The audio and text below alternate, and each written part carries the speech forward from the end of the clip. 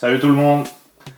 Alors petite vidéo du dimanche, ça s'adresse à tous les collègues qui font des vidéos aussi et qui aimeraient avoir un son d'une meilleure qualité. Moi je suis musicien, du coup je fais super attention à la qualité du son et j'ai développé une oreille un peu critique par rapport à ça. Je vais vous expliquer un peu les différents types de micros que vous pouvez utiliser, où est-ce qu'on peut les avoir et puis selon votre type de contenu, quel micro vous avez besoin. Alors déjà pour cette vidéo j'utilise un dictaphone, ça s'appelle Sony.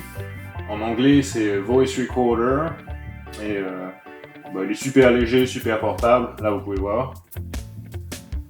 Et c'est pour ça que je l'aime en fait, parce que si t'as un truc à enregistrer vite fait bien fait, tu sors ton speech, tu enregistres et puis hop.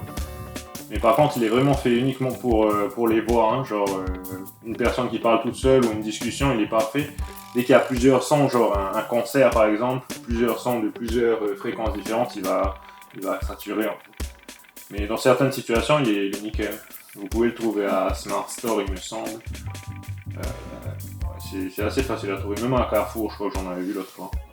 Ensuite, il y a les gens qui ont une GoPro aussi. Alors pour la GoPro, c'est simple. Tu peux carrément acheter le module média, ça s'appelle. C'est une espèce d'enveloppe qui contient à la fois un micro avec une bonnette pour ceux qui filment en extérieur quand il y a du vent et tout, et avec un éclairage. En fait, c'est un kit complet pour apprentis créateurs de vidéos, quoi, ça. Là, c'est cool. Ça, il faut aller à IVA ou à Smart Store, encore une fois. Après, pour ceux qui veulent un truc un petit peu plus sérieux, tu as ce qui s'appelle le micro-condensateur cardioïde.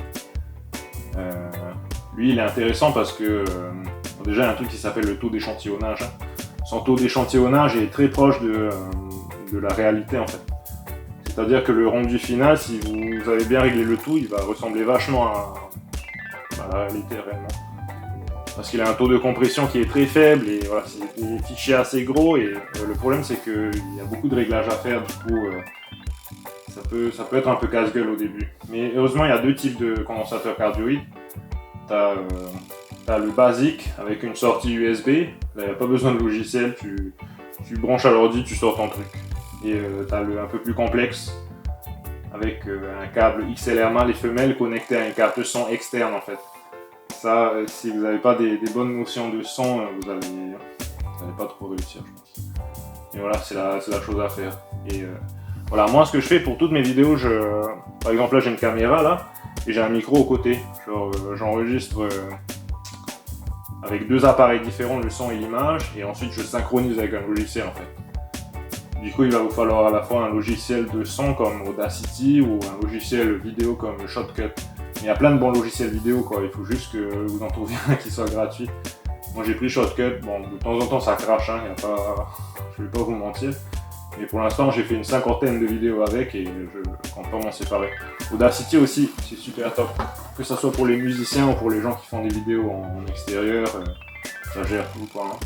Et voilà, il y a un autre type de micro que j'ai vu, c'est par exemple avec le Nikon Coolpix A100 je crois.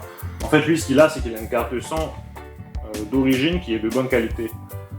Mais voilà, encore une fois, même avec les appareils photo qui ont une carte son de bonne qualité, ils vont bien tolérer les sons forts en fait, la saturation ils vont bien la gérer en fait. Mais dès que tu es dans une recherche de la précision, ils vont pas être adéquats. Enfin voilà, ça fait déjà plein de types de micros que vous pouvez utiliser quoi. Hein. La plupart des gens qui publient des vidéos sur les réseaux sociaux enregistrent avec leur téléphone et voilà, c'est la carte son du téléphone qui gère tout. Mais comme je l'ai expliqué précédemment, il y a un truc qui s'appelle le taux d'échantillonnage et la compression. Et là, dans le cas des cartes son des téléphones, c'est pas ouf quoi. Hein. Les créateurs se sont surtout penchés sur la qualité de l'image en fait. Mais au final, le son c'est quelque chose qui peut te garder, qui peut te faire regarder une vidéo jusqu'à la fin. Il n'y a rien de plus désagréable qu'un audio qui crache ou une vidéo dans laquelle on n'entend pas bien. Les vidéos où on n'entend pas bien, au bout d'un moment on zappe parce qu'on est là, à part l'image, il n'y a rien qui me retient en fait. Et voilà. Je pense que si jamais ça a intéressé quelqu'un, je vais faire d'autres tutos avec comment utiliser le logiciel, comment brancher le matos et tout. Ça peut être cool. Voilà. Bon dimanche. Tam Ahmet A.